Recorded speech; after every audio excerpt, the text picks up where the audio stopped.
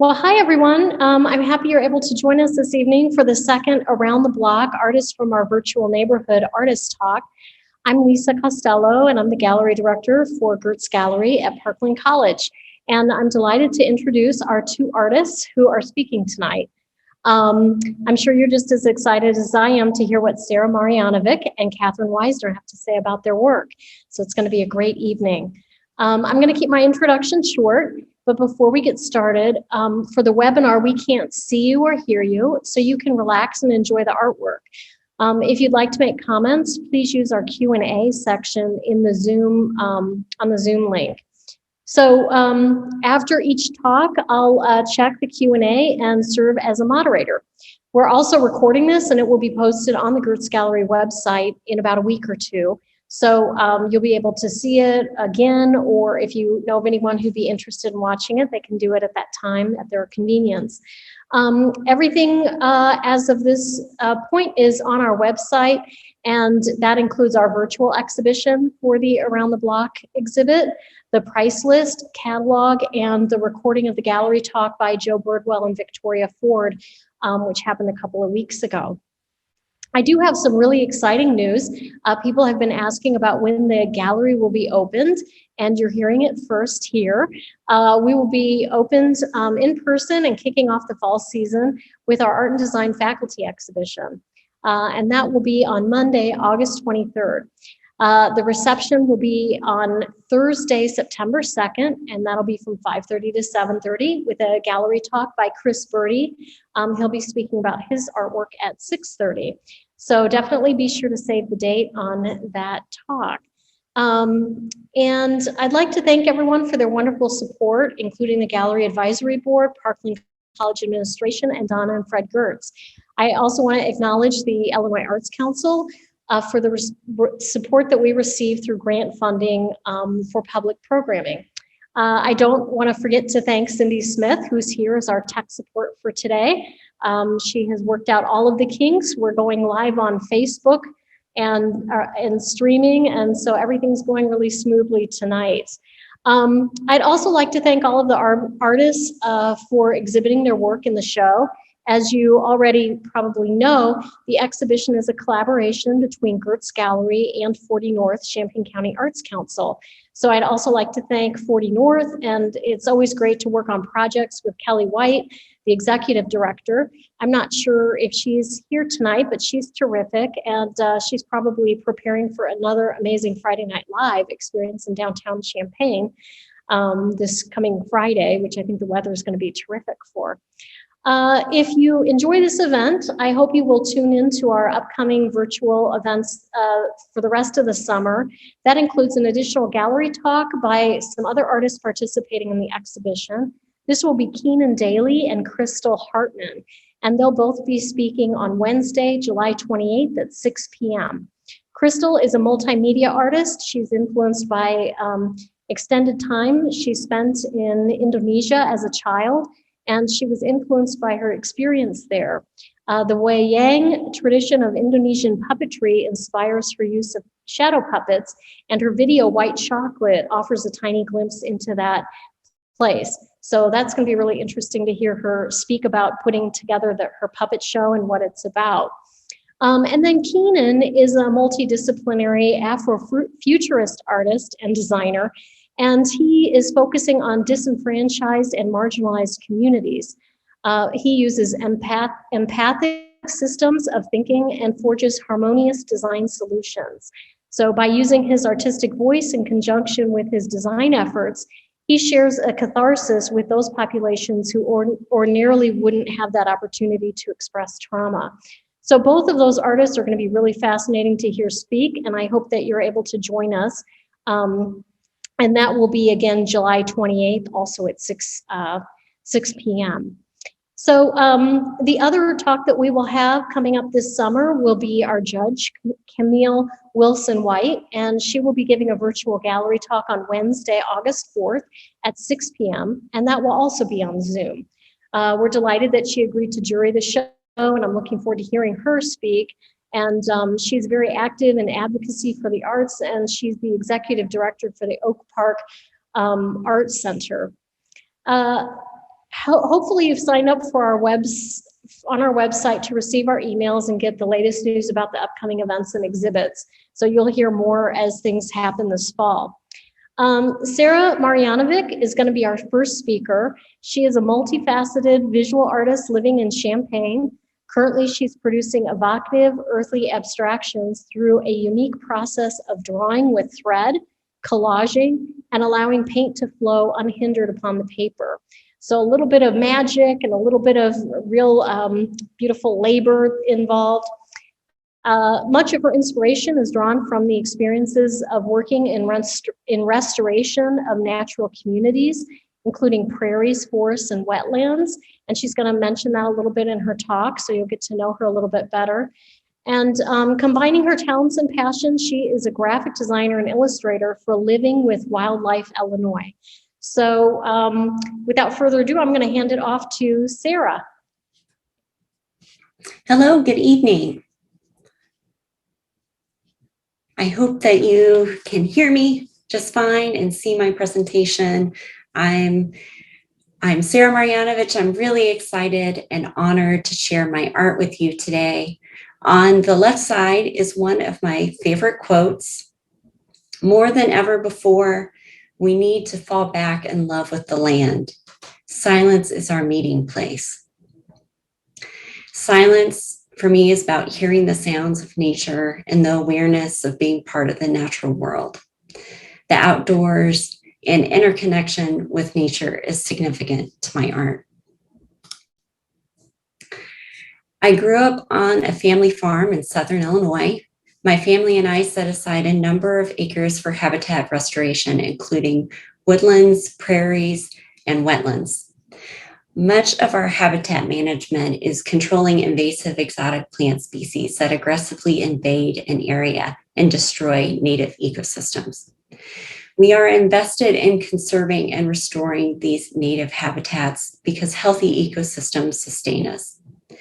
It is our way to give back to nature and hope that our efforts ensure diverse natural areas for the future. The experience with my family and I in the outdoors, managing for healthy native habitats, inspires much of my art. And these photographs here, there are prescribed burns being conducted on prairies and woodlands.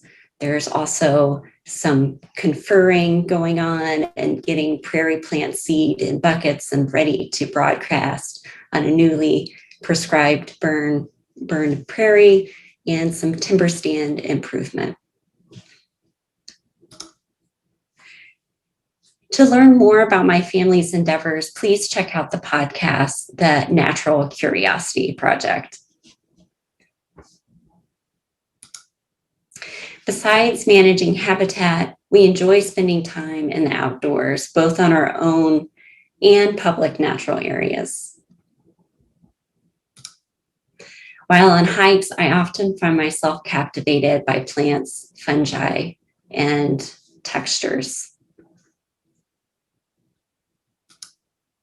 Maps are also significant to my artwork. They became important during graduate school at SIUE, Southern Illinois University in Edwardsville. Since my current pieces are a continuation of my work in graduate school, I should share some of my inspirations and artwork from that time. I had the opportunity to work with a scanning electron microscope technician, Sue Eder. We would find surprising and beautiful microscopic landscapes, and zooming in on this tiny papyrus flower, what you thought was a pollen grain was actually a tiny insect or mite.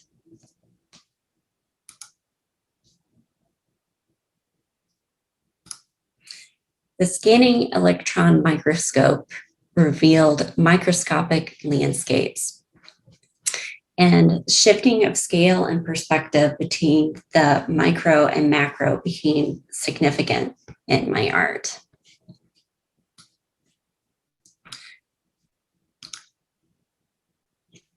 The majority of my thesis work was split between invasions, the invasion series, and the minuscule and monumental series.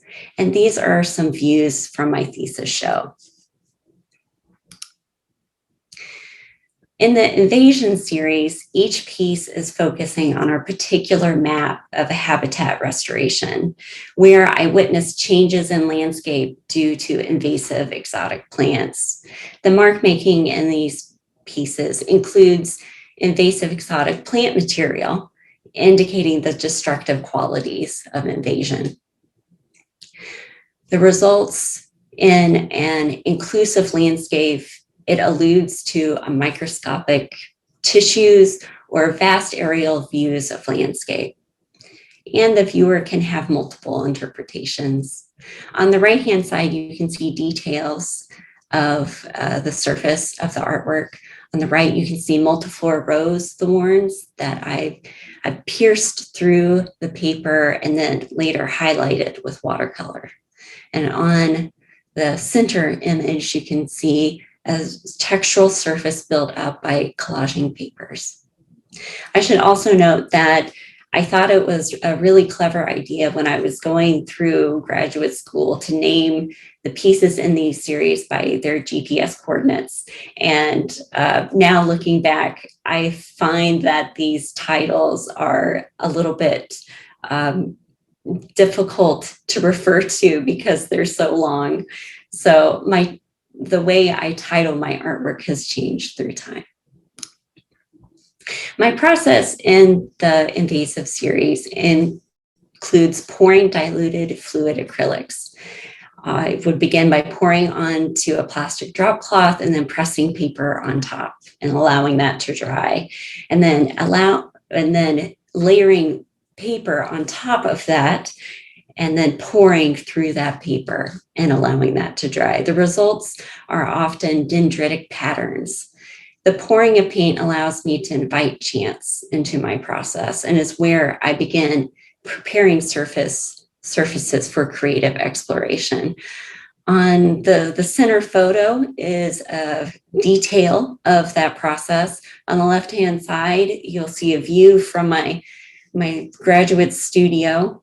And on the very right side, you'll see a result of that process, a detail of that result. In the minuscule and monumental series, it's less about a particular place, but more so investigating the shifts between micro and macro and the experience of interconnection. In this piece, you'll also see my beginning interest in texture. After grad school, the invasion series began to be less about a specific place. This piece was part of a show where the group of artists and I traded materials and created artwork. Cotton blotting papers from the batik process were used in this piece. It creates a unique texture by the interaction between wax and diluted acrylic pours, wax being part of the process of batik. And I also began including more of my handmade papers that I created during art school. You'll see that in this piece on the top left side. In my process, I try to be as sustainable as I can. I save my papers I poured onto, and I create collages to begin new pieces. I save and I utilize these pieces that didn't quite come to fruition or are even still in progress. Here is an example of my collages of papers I've generated during the pouring process. I find it much easier to approach creating a new piece when I've had a few layers down. My process is intuitive and spontaneous. I'm often compositionally guided by the underlying layers. So this is a stack of pieces that are just getting started, and I will reach for these to begin a new piece. Tremulous Foundations is a more contemporary invasion series piece. You can see some of the fiber inclusions in my handmade paper on the right-hand side of this piece. I find the shift of a horizon, of a mountainous view to an aerial view quite satisfying in this artwork. I found myself drawn recently to an old botany book, Anatomy of Seed Plants. I became intrigued by the illustrations in the book, and this is an example of those illustrations. I wanted to explore different cellular structures in my art, and I found hand stitching to be the best avenue for creating these lines under tension. It also truly appealed to my joy of the complex textural surfaces. On the right-hand side, you'll see a detail of my stitching. And this piece is called Folios. Again, my titles are shifting, starting to use very short titles. This is another piece in the minuscule monumental series. Shifting of scale and perspective is still significant here. The additive as well as subtractive process was in play in the invasion series, but I also began utilizing subtraction via power sander in the minuscule and monumental series. It is certainly effective in revealing the underlying layer. And you'll see evidence of that sanding on the left-hand side in the middle blue area. With this piece, sanding here also reveals fibers from paper that I have collaged on the top right-hand side. You can see those fibers revealed. In this piece called Confluence, another layer of paper is added over stitching, and then in some areas sanded away. I added acrylic paint to tease out the composition. At this point, I feel that my color palette is beginning to broaden and become more saturated. And I find that in the minuscule and monumental series, I do feel more open to playing with color. Aquifer is similar in process to the previous piece, but this feels more like a section or a slice of tissue. And this particular piece makes me think of the potential dangers of fracking, that transition of that orange yellow to the teal blue feels like an invasion onto that coolness. And so I called this one Aquifer. Natural community is a composition where colonies of cells are arranged. I was certainly inspired by the shapes of bryophytes and lichens when creating this piece. This piece marks the beginning of the pandemic for me. Only months after I finished it, the pandemic erupted here in the United States. Hand stitching has helped me feel centered and find balance during this very chaotic and scary time.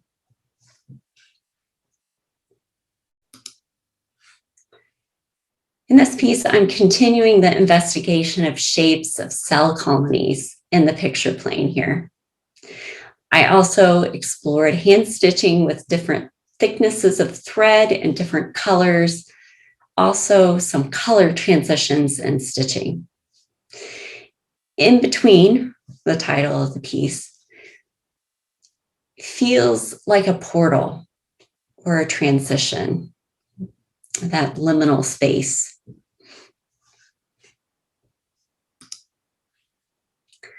With strata, I explored the transition of color through stitching and how stitching can create a semi-transparent layer. And you can see that on the top right, the transition of light green to darker green, and then on the left-hand side to gray to dark purple. And this piece is called Strata. Layers are important in this piece for sure. This brings me to the piece in the Around the Block exhibition called Redistribution. It is more so about decay and regrowth, the redistribution of energy in a system. It feels more invasive in some ways, and I'm certain that I must have been influenced subconsciously by the pandemic while working on this piece. And I've got a couple pieces in process, and I'm excited to share this early stage with you. I'm further along on the piece on the left, trying different thread fibers. This time, I actually had to cut the whole piece apart and reassemble when I actually had some stitching finished. On the right, I'm just beginning. You can see just a little stitching on the bottom left. I'm really excited to see where these pieces go. I also wanted to share with you some artists that I look to for inspiration. Whenever I need some guidance, I look for these artists. And at various points in my artistic journey, some of these artists have been more significant than others. To finish off, I wanted to share a bit of wisdom from my own studio. The help of a good studio assistant is invaluable. And I also want to invite you to check out my website at sarahmarianovic.com. You can also find me on Instagram to see more of my process and things that I find inspirational and more about my life. And you can always get in touch at my email if you are interested in getting in contact with me. And with that, I will hand it back over to Lisa. Hey, great. Thank you so much. It's interesting to hear you talk about your work. When I see it, sometimes, and you addressed it in your talk, but many times it's almost like you're looking through a microscope at the work, and then other times you're looking at a landscape. When you start on a piece, do you know which way you're going to be thinking about the work, or is it purely that you're responding to some of the early processes as to how it's going to work? That's a great question. And my process is really spontaneous.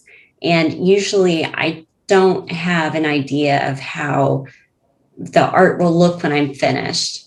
So it's really more about responding to the layers and the mark making of what I've prepared on my paper. So it's spontaneous for sure. And I also find that the meticulous it is, the more I get into it. So, yeah. Yeah, interesting. And then let me see. The other thing that I was thinking about with your work is there's so many processes and so many layers that are happening with it. When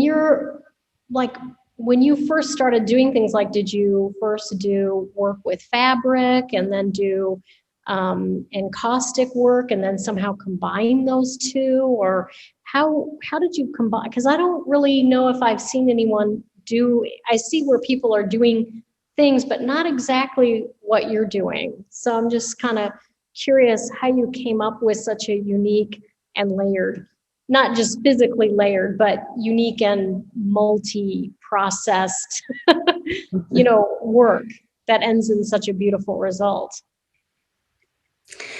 I think part of my process stems from influences working, having an interest in textiles as well. And as I was talking about grad school, I definitely had some of those electives. I mentioned batik, and that's something I've learned about later. While I was in grad school, I had the opportunity to learn about natural dyeing. And so I really took a nosedive into that world. So I think that just being exposed to those different opportunities has allowed me to put different visual vocabulary into my toolbox. But I don't think there was any particular linear quality to that. I came into the program as a figure painter and decided that I wanted to find a different way to communicate and express myself. And so I started with panel and working with paint on panel. And I found that panel was a little too rigid for my liking. And I like the malleability of paper and being able to move it easily and freely with my hands, and the directness of it, I really appreciated. So yeah, it's really interesting how you're so flexible. I mean, sometimes it's like fabric, and then sometimes it's like a canvas, back and forth. So very interesting. And then finally, I guess my last question would be, for other people who are really interested in maybe getting more involved in kind of natural or conservation work, what are some of your recommendations for that? Like, are there organizations they can join, or how do you get connected or hooked up with people? Sure, absolutely. So I definitely, you can find ways to participate and volunteer and learn more about natural resource conservation through Grand Prairie Friends, and you can become a part of that organization. They have frequent steward days where you can volunteer to broadcast seeds, or maybe working on a burn, or you're tearing out invasive plants that are being problematic. Honeysuckle. Yes, honeysuckle. We all love honeysuckle. You can also get in touch with the Illinois Audubon Society. They are a big proponent of conservation and investing in land to restore habitat. So I would definitely get in touch with them as well. And I would probably also reach out to the Champaign Parks District and see what kind of volunteer opportunities there are. So those are just a few that I would reach out to if you're interested in getting involved and learning more about it. Yeah, terrific. Those are great suggestions. I guess I do have one other question, and then I'll introduce Catherine. So I know that you do graphic design work now, and has that influenced your work at all, or vice versa? Like your artwork influence your design, or your design influence your artwork? Because I think of most people as being kind of fluid in both of those things, and I was just curious how that has worked for you. Right. I have been finding that textures, I get really excited about textures in graphic design. So my typography will have some sort of overlay or some sort of texture. I've noticed that recently with some social media graphics I've made for Living with Wildlife Illinois. And I've also been working on some illustrations, and I've also noticed where I got very involved in some texture of Balding's turtle, and different organisms that I was illustrating. And on the other hand, I'm still learning myself about working between these two worlds. And I reached to my fine artwork. I really crave that tactile, immediate nature of that after working in graphic design. And I find it really helps me balance the two, working between the two, being in front of a screen. And it helps me get back in touch with that other side. So, but that's a really great question. And that's something I ask myself too, like, how is this going to evolve? So yeah, that's a great question. Great, thank you.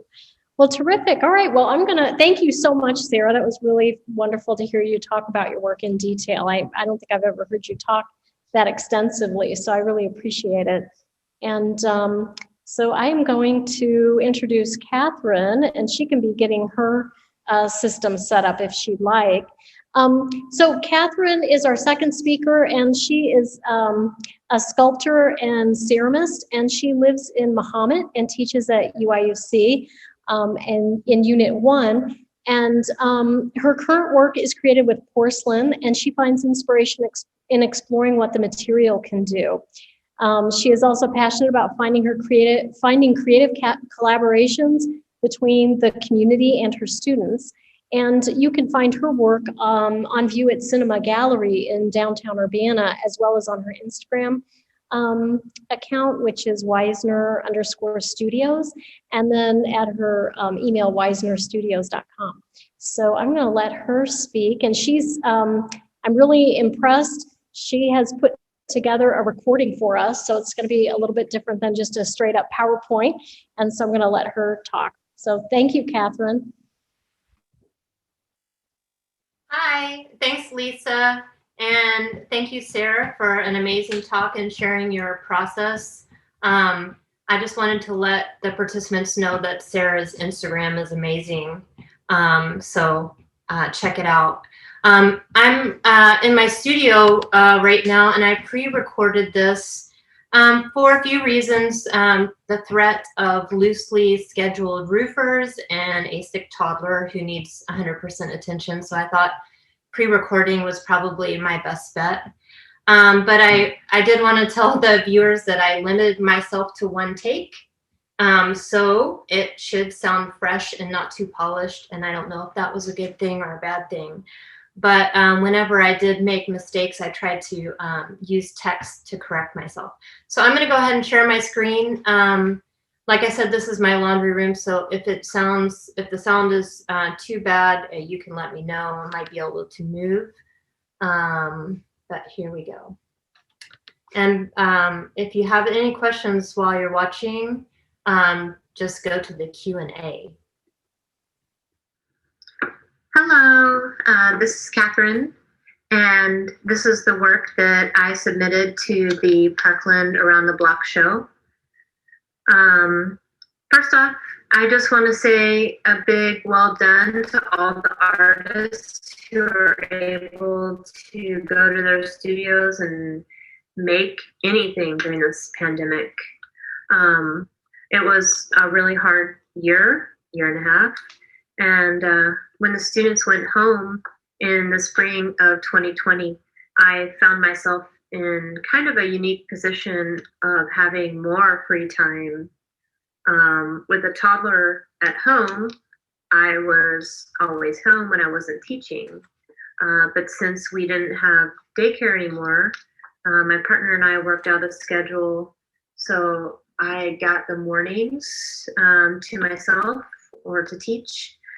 And he had the rest of the day all the way up until his work was done. So when I spent this time going to the studio, and when I got there, I was kind of completely paralyzed. I had no idea what I could accomplish in 2 to 3 hours every morning. So I started throwing. I'm self-taught as a potter.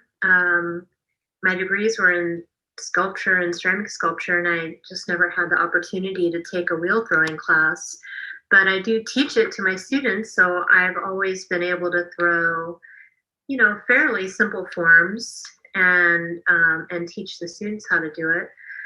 But once I demoed, I rarely glazed them, and if I did, they were just test tiles.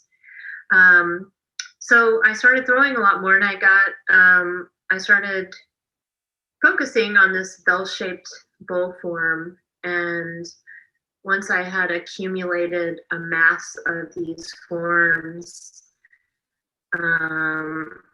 I didn't really know what to do. I was kind of facing a blank slate. So there's a doodle that I do when I'm on the phone or when I'm talking and whenever people doodle. And it's this cat. And I started noticing that I did it around the studio a lot. And when I did, my lab assistant collected them and put them with her stuff. And for some reason, she really loved them. And I think it was this knowledge that gave me the confidence to just make this doodle on my bowls. And I started to repeat this form. And as I worked, they just got kind of more and more complex and silly.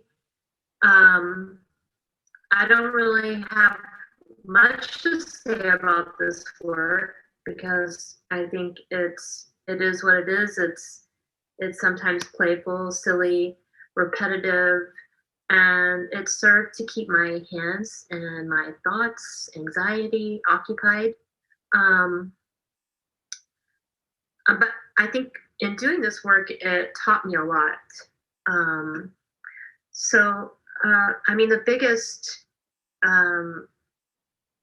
thing that the wheel could teach me is just awareness. I mean, awareness of your mindset. You really can't sit down to the wheel and make anything if you're not present.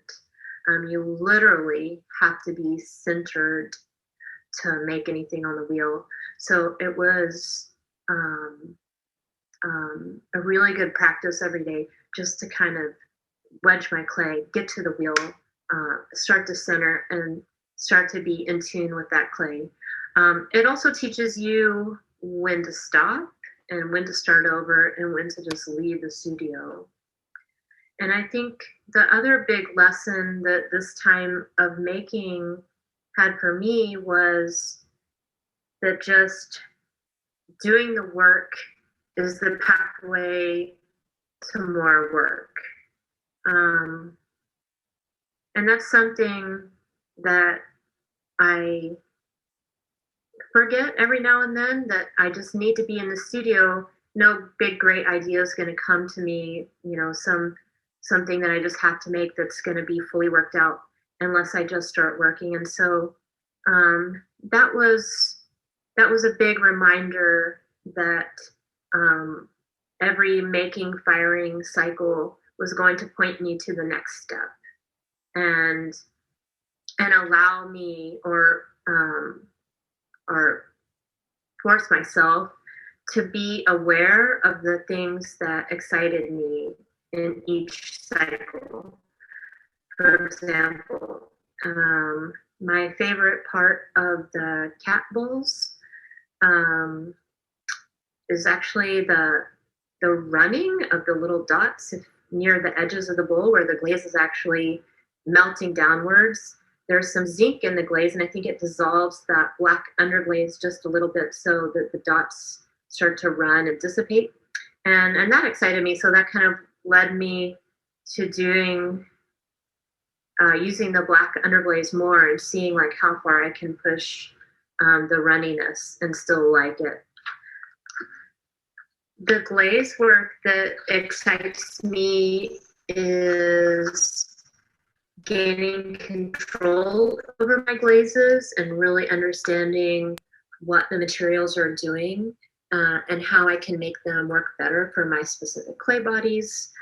I'm really learning how to use chemistry to fix a glaze that's not working for me, as well as having a greater degree of control over measuring specific gravity, counting the seconds that I dip the piece, trying to write everything down so that I can repeat results that I like.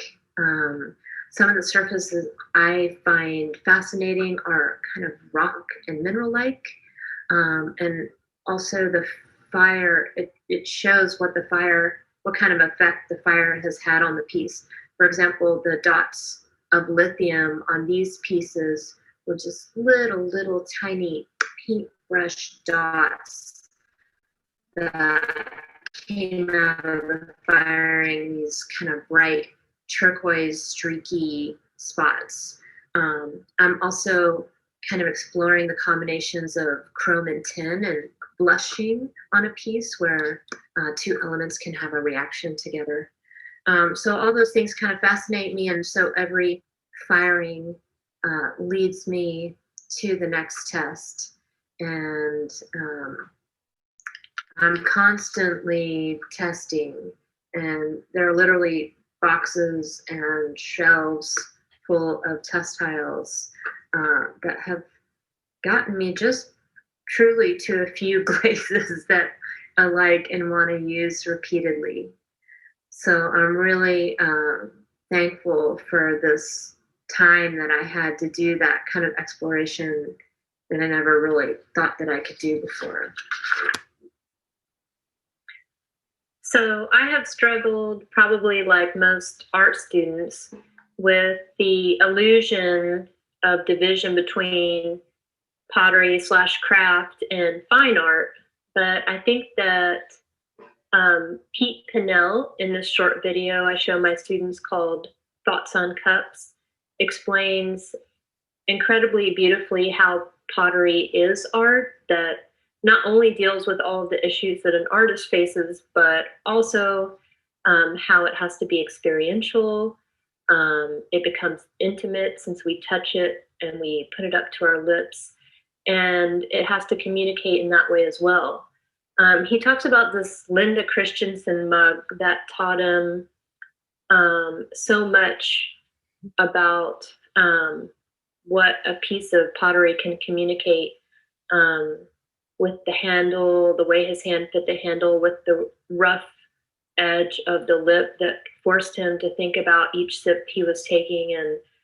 And he talks about how the communication was more subconscious that the mug imparted.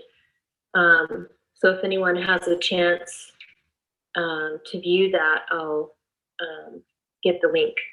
But I definitely see how the two practices can intertwine and inform each other, and each have their own form of communicating.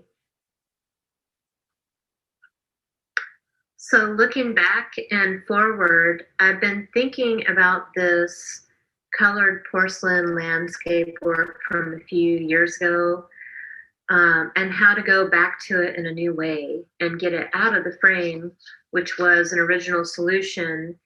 And I've been thinking about like a new framework that will hold it up, or even let it collapse, giving some of that control back to the kiln. I've been thinking about these vast, elongated landscapes, kind of like a timeline, that can have a history and a future as part of the new pieces.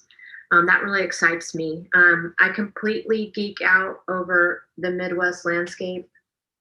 I have hundreds of photos in my phone that I just stop and take from my car or from walks. And I have just a few of these to show you here.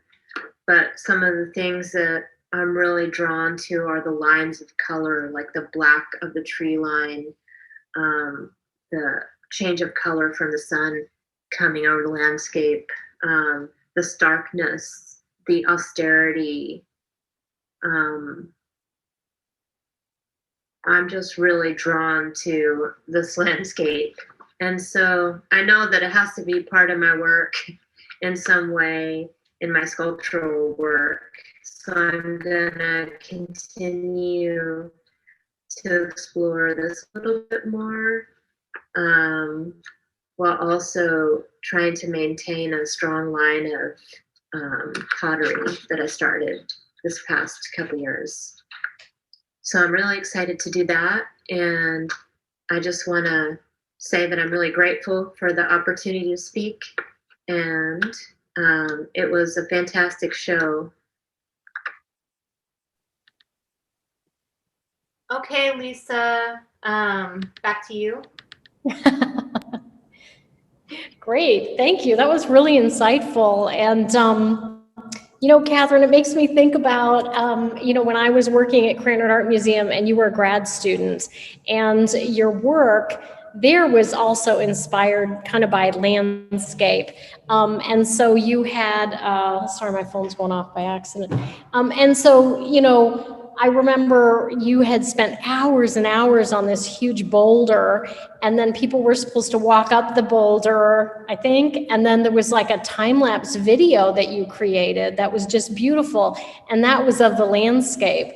So seeing your, you know, seeing your work now and talking about that inspiration of landscape is really fascinating, that you've kind of come full circle, because you know, going from this kind of esoteric interior kind of landscape inside of a big gallery space to now having these works that you can touch and hold and feel is really fascinating to me. So yeah, thank you for sharing all of that. A few other things that I was curious about with your work, like I think about, talked about not having formal training in ceramics, but I think about like a ceramic engineer works so hard at trying to correct all of these imperfections. And here you are, you're trying to capture those imperfections so that you can replicate them again. You know what I mean? Like they're trying to find ways that there are no, you know, no kind of like glaze bleeding or whatever you wanted. I forget what your terms were. When you work with those things, like how do you perceive them? Are they like wonderful surprises, or like are the majority of them things that you're like, oh, I want to create again? Or are they things that like were just happy accidents? Like, are you intentionally trying to find a lot of these mistakes and are, you know, I don't know if I'm asking the question correctly, but I guess it's maybe your philosophy on these imperfections and. So I think I understand the question, and the answer is if your pieces always turn out the way that you want them to, then there's no like magic that happens in the kiln. And the thing is that in ceramics, it hardly ever works out that way. You know, rarely will you put something into the kiln and it's going to turn out the way you want it to. So you'll be disappointed. Like right now, I'm disappointed 90% of the time. Like, but that would be more like 99% of the time so I kind of like, I mean, I don't know if you like train yourself to look for those and try to push it further so that it becomes more interesting. But also the glaze chemistry fascinates me. So if I can figure out like why a glaze did something that it did, and then I can manipulate that, I'm really interested in that right now. Mm-hmm. Okay, so you're kind of becoming a chemist in a way. A little bit. Yeah. And then one thing that I noticed with your video, I was really glad that you had that video, is I didn't realize when I've seen your work in the past, I didn't realize that like with your, even like your dots on a cat or something, there's actually a 3-dimensional quality. So I imagine you could run your finger over that and feel those bumps. Is that correct? That's what it looks like. Yeah. So the idea of being able to pick those up and touch them, and they have a real tactile quality too. Because in a way they, in the photos, they looked more graphic to me, but when I see them physically in like 3D, I realized how much they're kind of things that you can touch and pick up and feel. So really interesting. So I guess back to the idea of like your studio practice. Now that you might have time sometime again to work longer than 3 hours, how do you think this kind of process of being kind of in this time constraint of going in every day for 2 to 3 hours will change you in the future? Like when you have 8 hours to work, do you think that'll change things, or your work will change from that, or? So in my mind, the goal is when I have 8 hours a day to work that I'll be prolific, but I work with porcelain and it's a pretty tricky material. You have to work with it in the exact right stages. And so I just imagine, if I have more amounts of time, that I can have more projects going at the same time and not having to worry about going back to the same project in the exact right stage, or missing the window. Yeah. I know Don Lake, who taught here for many years, was really very emphatic about having time in your studio every day. So he was always, encouraging students to get into their studio every day, whether they felt creative or not. And so when you were talking about that, I think that was the same thing. He had young kids and he was teaching himself watercolor. And so he would just do it for 2 or 3 hours in the evening after his kids had fallen asleep before he was going to bed, I think is what he said. I could be wrong. I don't know if he's in the audience or not, but and so I think of that with you as well. I mean, you're kind of going through a similar process where you have to turn on it's like a light switch, turning on your creativity and then turning it off again, Right. And sometimes it always didn't turn on for me when I wanted it to. Do you find that even when you're like, I don't know, taking your daughter for a walk or a drive or something, that you start thinking about your work and and that helps generate the next day? Is that process of working every day really helpful in a way, or? So the kind of work that I think about is work that I feel like I can't make right now. So I have lots of drawings that are hanging up in the studio.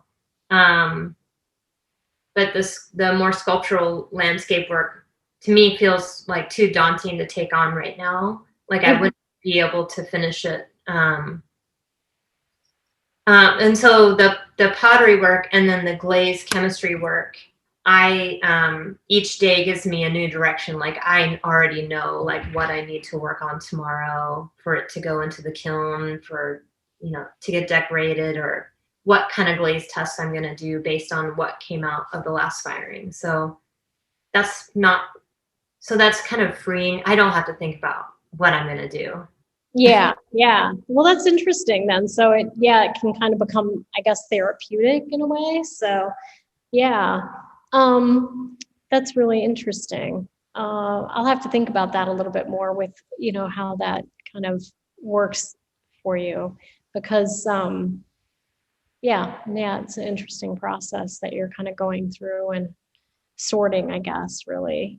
And then your photographs are beautiful of our landscape here in the Midwest. Did you take photography? I did not. And I don't consider myself a photographer. I don't necessarily love going out and taking pictures. I just want to document. Right. Yeah. And I didn't think that. I mean, I thought that they looked like like you're documenting it, but you do have a really wonderful eye for photo. Now, where did you grow up? Because you're not from the Midwest, is that correct? Correct. We moved around a lot. So I think the place that I lived the longest was Brevard, North Carolina. So I lived in the mountains. It was called the Land of Waterfalls. So we really could go out and explore the forest a lot and be outside a lot. So I grew up being outside a lot, but no vast landscapes there. So that really had an impact. for you. But I really loved seeing the Jack in the Pulpit in Sarah's presentation, because that was one of like my favorite flowers when I was growing up. Yeah.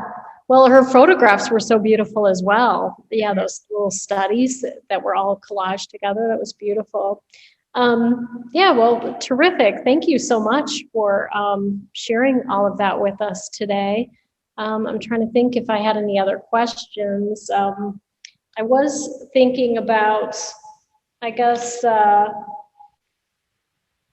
well, I think we kind of covered most of the things that I had jotted down. I'm interested in that video that you talk about with Pete Pinnell, Thoughts on Cups. So is that available on YouTube? I'll have to look that up. If you just Google that title, it'll come up. Okay. All right. Yeah, I'll have to do that. It kind of reminded me of, I had a roommate at one point in time, and she was in ceramics. She had gone to Alfred. And so when we all moved in together, she took all of our plates and packed them up, and we had to use her plates and her cups, and she would watch us. We were like guinea pigs for her, how we held her cups and drank with her cups and used her plates and stuff. So it's kind of funny to hear you also talk about that, and how how I guess the difference between functional objects that you use and touch and everything versus something that maybe is more on the wall as an artwork. So kind of funny to hear you kind of also address those same issues. I know that's kind of a challenge for many ceramics people and metals people. So we talk about that a lot. Yeah. Well, thank you both. Sarah, you did a terrific job and really enjoyed hearing you. And so did you, Catherine. I really appreciate you putting that video together and sharing everything with us, especially being so honest about your struggles during COVID and, still creating work. So I really appreciate it.